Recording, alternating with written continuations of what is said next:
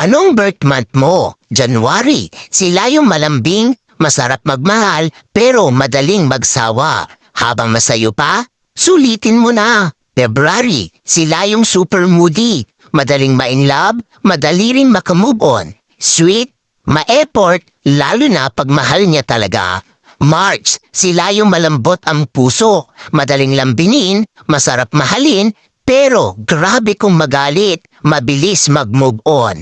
April, sila yung grabe magmahal, todo bigay, todo effort, tahimik pero mainitin ang ulo. Mahilig tumingin sa iba pero ikaw lang mahal niya. May, madaling mainis pero mabilis pasayahin. Maliit na effort mo, natutuwa na. Palaging may love life pero palaging nililoko.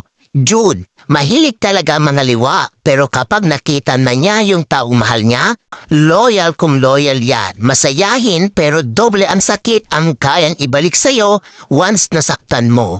July, sila yung mga taong hindi mabilis magtiwala.